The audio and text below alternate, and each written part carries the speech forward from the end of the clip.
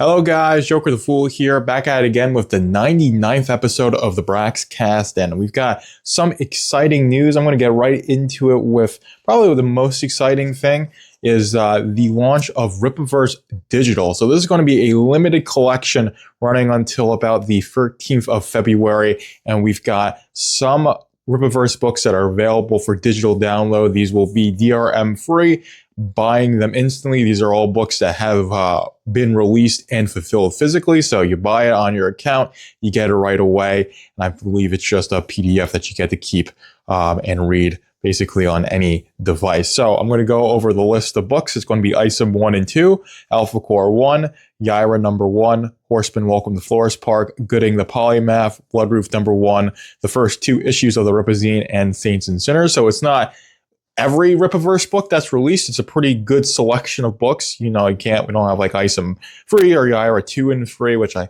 think is a bit of a missed opportunity to do like ISOM 1 for free, Yaira 1 for free. You can get the I1 all package for about $70. ISOM 1 is $5. Some of our others are like $12.99. Saints and Sinners is $15. So they vary in prices. I do think it's all pretty fairly priced. And like I said, for $70, you can get a couple hundred pages of comics available digitally. This is, of course, something that a lot of international readers have been really wanting, with how expensive it is to ship stuff to like Ecuador or Europe, and especially in Europe with the value-added tax and dealing with customs. You don't have to deal with that nonsense when it's a digital product. So hopefully this is something that they consider to be successful, and they make the entire catalog available digitally for those international customers, especially, and people who don't want to deal with paying for shipping, because that is something that a lot of people cite with independent comics, is that the shipping costs is prohibitive to them buying the comics, especially in this economy. But really interesting stuff. I don't really need this because I have all of these books physically. I have multiple copies of all these books physically, of course, because, you know, I'm the Rippaverse guy, or at least I'm one of the Rippaverse guys. But this is definitely a really cool thing for the fans. I hope it stays. I hope it sticks around. But if not, it's really good that at least some of the catalog for a certain amount of time is being made available digitally. But we are going to get into the new announcement, or I guess a new project that was announced, and this is the Rippaverse Way, or how to build a creative business the Rippaverse way. So Eric July had mentioned on one of the live streams about like him working on something about making it public. I guess it was more than a passing thought. It's an actual thing that materialized, and this is basically a guide on how to build a business or a creative business the Rippaverse way. Not just, you know, a comic book business, but basically any creative business, you know, marketing, business, fulfillment, and all those sorts of things. And it does seem to be a decently substantial thing. Of course, you've got a soft cover, a hard cover. You got a basic Canaan White cover. This is not one that I haven't necessarily gotten into yet. I probably will at some point buy it with the store credit.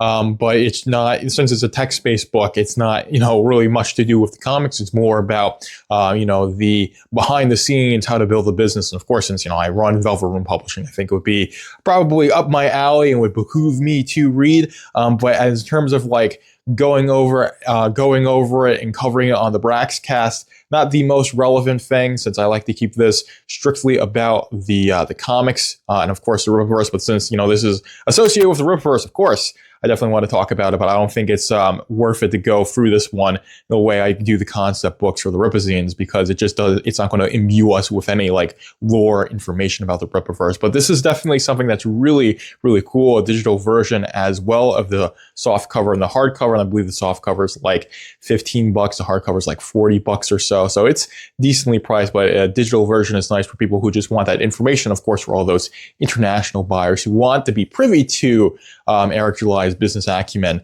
but don't want to pay to have it shipped overseas. And of course, you do have that CGC signature series, which definitely going all in on that contract with CGC, since basically like everything that gets released has a CGC associated with it. And I think like doing that for like the Rippazines, for the collection launch, you know, it does hold those back a bit, but I've talked about that before. No need to reiterate that there.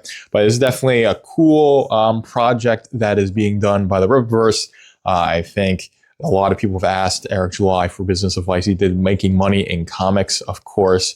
People really enjoyed that. So having something that's more meaty, more substantial is definitely something that people really wanted. I'm glad that it's happening. And like I said, it's probably something that would behoove me to read. So we'll see if I do decide to pick that up. And if I do, I might go over a little bit and give like a basic, like my thoughts on it when I do, if and when I do get it. But I have not pulled the plug, or I have not bit the bullet on that quite yet. But that's really all there is to talk about. A pretty simple week at or covering Rippaverse news. Of course, what's starting fulfillment really soon is the Isom action figure. So that was an action figure in collaboration with McFarlane Toys. It launched last summer, and it felt like it just happened, but it's preparing for fulfillment, which is really, really exciting. So of course I got two, one to keep in the box and one to show off. So be on the lookout for that. If I believe, I think the cutoff ended yesterday on the 30th of January to lock in your shipping address. So if you're watching this on Saturday, then you've missed the cutoff date. But if you, well, I don't know why I'm saying that. But anyways, action figures fulfilling soon. Probably going to get Ripazine 5 and Blood Roof number 2 fulfilling soon as well. So we're almost like right on that eve of a whole bunch of stuff fulfilling, and it getting really crazy in terms of stuff coming out of the warehouse, and then a whole bunch of pre-order collections to really get in on. And I'm really, really excited for that. So be sure to like, comment, and subscribe to the channel to keep up with the Braxcast, to keep up with all of that. And there will be a live stream if you're watching this early in the morning when I'm posting this. It'll be either noon or 1. Just keep a lookout on the channel. I didn't do it Friday night. I had plans Friday night, so I pushed it back to Saturday in the early afternoon. So if you were like, "Where's Braxcast Live?" when you're watching this, it's still going on. It's just on Saturday, and it might happen every once in a while since people like to do stuff Friday nights, and I want to be holed up in my room live streaming to you guys every Friday night, even though I do love it.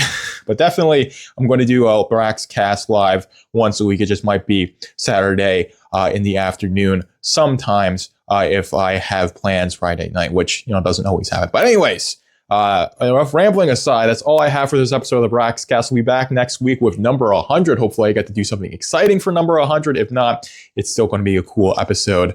But that's all I have for you guys. Joker is out. Thank you for tuning in to the Braxcast. Be sure to like, comment, follow, and subscribe to keep up with the Rippaverse.